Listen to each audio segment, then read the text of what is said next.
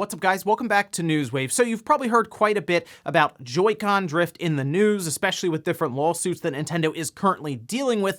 Well, now it looks like Sony will have their own situation to contend with around the DualSense controller on the PlayStation 5 having drifting issues that could possibly lead to the early stages of a class action lawsuit. We'll go over that one here today. Also, we're going to be taking a look at a trademark that has popped up online, and it's leading to speculation around that Zelda Anniversary because it appears to be related to that. And it also looks like a Switch game has leaked online, at least an early announcement for it that is leading people to believe that maybe there is some sort of partner showcase coming up here soon. Guys, if you enjoy these videos, make sure that like button helps out a ton. And if you're new here to the Spawnwave channel, make sure you subscribe down below. And we're going to start today with Super Mario 3D World Bowser's Fury. That's coming out this Friday, and I am looking forward to it. Yes, I have it on the Wii U. Yes, I played it there, but the addition of Bowser's Fury looks pretty interesting, and we did get reviews that dropped yesterday. It currently sits at a 90 Metacritic score, which is a little lower than the original, and there were some reviews, like I think IGN is one that kept getting pointed to that was like a 7 out of 10, but as I've said before, it can be the exact same game. You might just get a different person reviewing it, and they'll have different tastes and opinions around that game, so naturally you may have a lower score, or you may even have a higher score in some cases, but a 90 I think is pretty good for a game that's already been out before and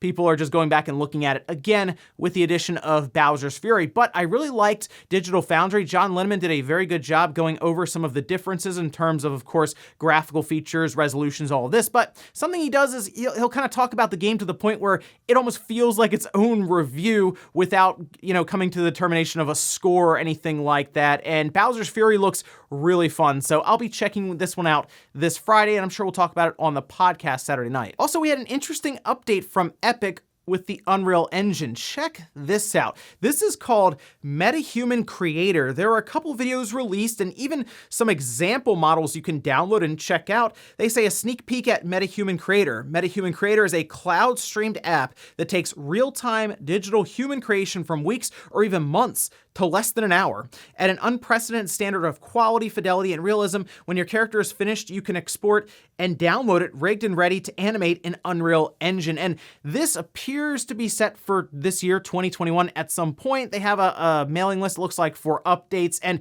if you're a developer and you use Unreal Engine, the biggest thing that I hear from people is that they work to streamline as much stuff as possible. And the idea of being able to essentially create these different types of characters at that kind of fidelity in like an hour is super impressive. And the one thing I'm curious about, because they went over it and showed it off, it almost looked like a custom character creator in a game, basically, is what you're doing. I'm curious how different the characters can look, or if they'll all have kind of that Unreal Engine look to them when it comes out of the other side of the character creation. But pretty cool stuff here, and we'll see if this really does work to cut down on the amount of time that it takes for development overall with Unreal Engine. Oh, and I told you guys I would keep you up to date on the CD Projekt Red hacking situation right now, and it does look like some of those files are already getting out there. Remember, source code for different games were stolen, and we can go over here where it says Cyberpunk 2077 maker CD Projekt Red has GWENT source code leaked after ransomware attack. That's right, like 24 hours later or so, it's already leaked on a popular forum, I'll say, where a lot of these different files are just dropped. And it looks like it's labeled as leak number 1, which means more and more stuff is probably going to be coming in the next couple of days. I would assume that this is them showing that they are serious about actually putting information out there that they have stolen from these servers to see if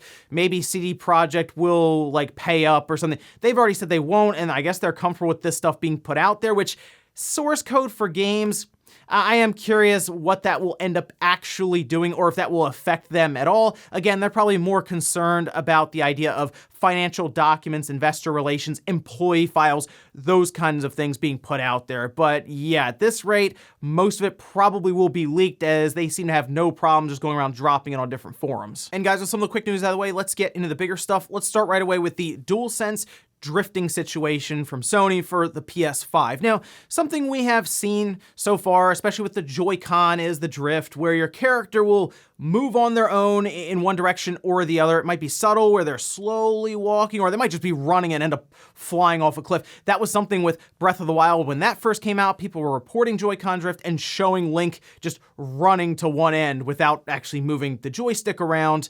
And we're also, of course, hearing that Microsoft is dealing with their situation around the Elite Xbox controller, which is a pretty expensive controller to buy, upwards of $200.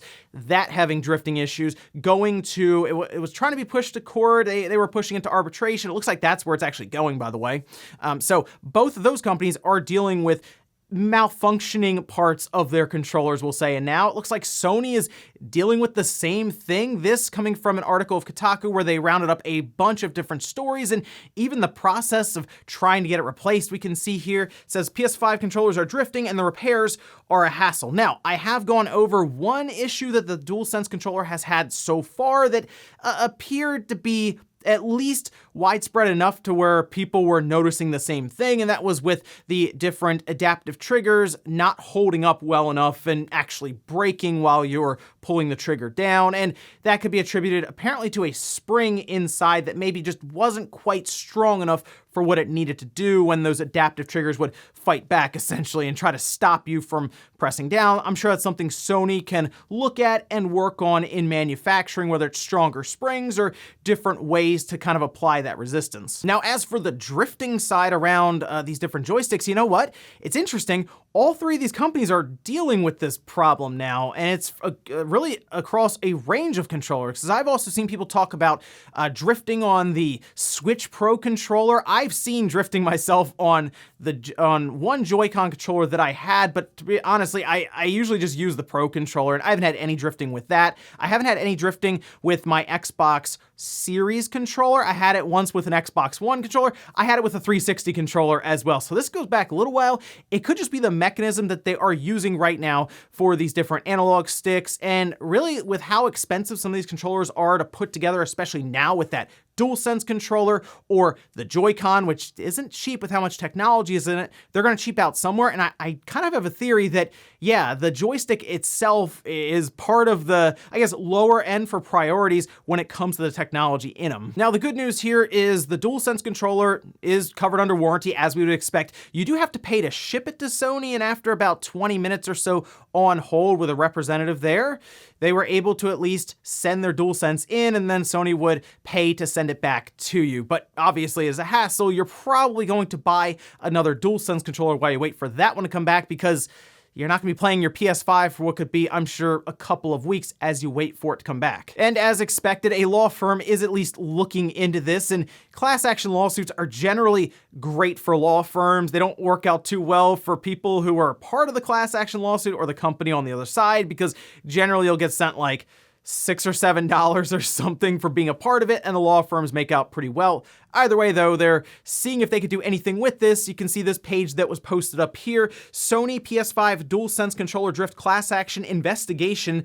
CSK&D is investigating a potential class action based upon reports that Sony PS5 DualSense controllers for the PlayStation 5 console can experience drift issues and or fail prematurely. Specifically, it is reported that the joystick on certain PS5 DualSense controllers will automatically register movement when the joystick is not being controlled and interfere with gameplay. If you own a PS5 DualSense controller experiencing drift issues, please contact the attorneys listed below by filling out the form provided. So at this point, it looks like they're just trying to see if this is even worth pursuing. I mean, now there's what, 4.5 million PlayStation 5 systems out there. You may have some people who have like 2 or 3 DualSenses in the house to go along with that PS5, but it's still pretty early on. So we'll have to see what kind of fail rate we actually have on these DualSense controllers, because you might get 20 reports out of those 4.5 million right now that are online. So while you might hear a lot of people talk about it, it may not be as widespread as something like the Joy-Con drift as an example. But as more and more get out there, we'll see how this turns out. Next up, let's talk about a trademark from Nintendo that has a lot of people speculating around what they could include in a classics kind of collection for the Zelda Anniversary. It's something we expect after seeing what Nintendo did with the Mario Anniversary, where they had the Mario 3D All-Stars collection with Mario 64, Sunshine, and Galaxy. So with how Nintendo generally does things, maybe it's best not to expect a Zelda collection, but I mean, come on, we all want a Zelda collection of some kind for the Switch, because that'd be awesome to pick up and kind of celebrate the anniversary of a beloved franchise with The Legend of Zelda. Now, let's take a look at this trademark here, though, that shows Zelda Phantom Hourglass. Now, this was spotted by Kilios. I know Kotaku Australia also spotted this one. It appeared to have a filing date of February 2nd, 2021, and it's for all the things you would expect it for classes, electronic game programs, downloadable electronic game programs, so on. Essentially, it's what Nintendo will file all these different things under to cover everything. But what this started up was people speculating, could Phantom Hourglass be part of a collection? And something that I would like to see, and I mentioned this on Twitter at one point, is instead of go the route of what they did with Mario, which was like the 3D collection or something we've had before with Zelda. I mean, we've seen, Ocarina of Time and Majora's Mask and the original Zelda and Zelda 2 get thrown on a collection with the GameCube. Let's do something a little different. Let's get some of the handheld Zelda games and put that on a collection. And yes, you could include Phantom Hourglass, provided you can make the touchscreen stuff, the split screen, all of that work on the Switch. What if they went back and said, you know what? Let's grab Oracle of Ages and Seasons or something. They do 4 games. Oracle, Ages, Seasons. They grab Minish Cap, and then they grab Phantom Hourglass, and it's like a 4-game compilation on one cartridge for the Switch. But while these different trademarks are fun to speculate on, I do want to at least point out that right now, Nintendo is working to file several other trademarks that are currently pending, and you can see the list here. It's pretty basic stuff. It's like 15 or 16 different trademarks. It's like Animal Crossing New Horizons, Pokemon Sword, Super Mario Sunshine, Cruisin', and they did have Game Boy Advance in there, so that's pretty cool. Basically what I'm saying is, yes, the trademarks, fun to speculate on, but I don't know if I would take this as confirmation that they are doing anything with Phantom Hourglass for the anniversary coming up. But I will say a collection with the different handheld Zelda games on a cartridge would be pretty cool. Next up, let's talk about a big sale currently going on the PlayStation Store. This is the Big in Japan sale, and it'll be running until February 24th, and they actually have quite a few games on sale here at some pretty good discounts, and you can take a look at the store page here. I also picked out a few games myself, which starting, of course, the fighting game nominee of the year, Jump Force, $14.99, that's 75% off. Can't forget about Jump Force. 13 Sentinels actually is 50% off at $29.99. It's one that's flown under the radar a bit, but I think it's a good one to grab. Metal Gear Solid 5 is awesome if you have never played it. I mean, it's $6 at 70% off. Trails of Cold Steel 4 does see a 25% discount down to $44.99. Ni no Kuni 2 is down just under $10 at $9.59. That's 84% off. Disgaea 1 Complete is $19.99. That's 60% off. And then we also have Dragon Ball FighterZ. That's the Fighters Edition at $15.19. I know they have a couple of different editions for Dragon Ball FighterZ. This one's 84% off. It's usually like $95. This does appear to have some of the DLC fighters already included, so that's a pretty good price for that. But overall, the sale is actually pretty solid looking through it. And if you're just looking to, of course, add to that ever-growing backlog, there's some pretty good stuff here. I would like to see one in particular, Dragon Ball Z Kakarot, drop just a bit lower. Like, it's usually full price and then they'll knock it down to like $25 or $26. That's one I would like to see go like sub $15 now, but I guess they keep adding DLC to it, so they feel like it's worth buying at that price, or at least selling at that price. But yeah, take a look at the Big in Japan sale running through most of this month to the 24th. And in our last bit of news, let's talk about a Nintendo Switch game that appears to have leaked early. It has not been announced at this time, and I was really happy to see it pop up online. Let's head over here to Twitter, where we can see from NW Player 123, Star Wars Republic Commando for Nintendo Switch has been leaked. Just got an update, and this is from Aspire Media. Now remember, Aspire did Jedi Outcast, and they also did Jedi Academy and Pod Racer, so they've been doing quite a few Star Wars games, and they're also rumored to be taking care of whatever this next game is in the Knights of the Old Republic series, so exciting stuff here. Now, this was uploaded to CDN, that was yesterday, February 10th, the display version 1.0.1, and this content size is 43 megabytes. That should be the update for it on the server here, and this is really cool to see because I liked Republic Commando quite a bit. It was like this first-person shooter back on the original Xbox when I played it, and it was a bit different. At that that time, we were doing a lot of things with lightsabers and running around in like nice Old Republic. That was all great, but it was really cool to see something a bit different where you play in a squad of some of the different clone troopers and you're running around like this elite squad, and the idea is you command them around, and it was just so different compared to what we had with the other Star Wars games. And they pulled a lot of inspiration from things like Metroid Prime, because remember they had the heads up that was like the helmet, and that was more similar to Metroid Prime. Actually reminded me of it heavily then, because Metroid Prime 2 had come out like the year prior, and it was a really cool game to go through. Very happy to see it show up here on the Switch, and now we get to wonder, when are they announcing this exactly? Could this be something that they just drop on Twitter? Sure. Could this be something in a partner showcase coming up? That's also very possible. I believe that there will be some sort of Pokemon Direct around the Pokemon Anniversary later on this month, so in a couple of weeks, which could leave like next week or maybe like the first week in March to have some sort of partner showcase or Nintendo event, something to announce this. Otherwise, sure, they might just drop on Twitter and say, hey, Republic Commando, it's available on the Switch. You can go ahead and pick it up. But exciting stuff here for Star Wars fans. If you missed out on this one, make sure you check it out. It is a very good, almost hidden gem, I would say, at this point. And before we take a look at the comment of the day, let's head over to the poll that I posted up yesterday. We can see I asked, which system do you think Nintendo will add next to Nintendo Switch Online? With 60% of people yes saying Game Boy or Game Boy Advance, 10% said GameCube, which I was a little surprised on that one, 30% said Nintendo 64, and I read through some of the comments.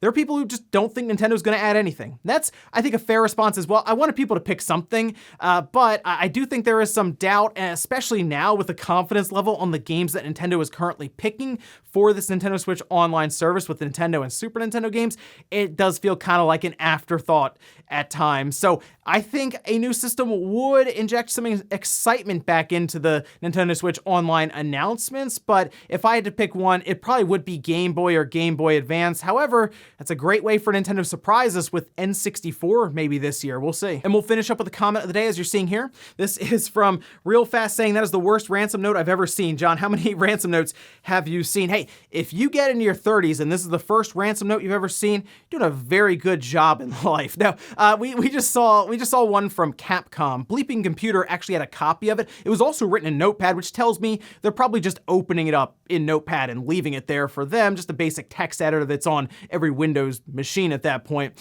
So looking through the one that they had on Capcom, you can see an image of it here, but it was much more organized, much more straightforward, and it just felt like they had it more planned out than what was left for CD Projekt Red that seemed very spur of the moment. So yeah, not the best ransom note I've seen compared to what we saw from Capcom's own breach there. Yeah, when you start out saying you've been epically pwned, I do have to wonder how much planning went into the whole thing. And ladies and gentlemen, that's gonna do it here for Newswave. If you enjoyed this video, guys, hit that like button, it really helps out. If not, hit the dislike. Leave comments down below about everything we talked about here today. Was the PS5 DualSense controllers reportedly drifting, and I am wondering how widespread this is, if this is a really small number of them, or if this is gonna turn into Sony's own like Joy-Con drift problem. Let me know if yours has already started drifting, that being the DualSense. Also, what do you think about the trademark for Phantom Hourglass, and what kind of collection would you like to see from Nintendo for the Zelda Anniversary coming up? Thanks guys for watching, and I'll see you next time.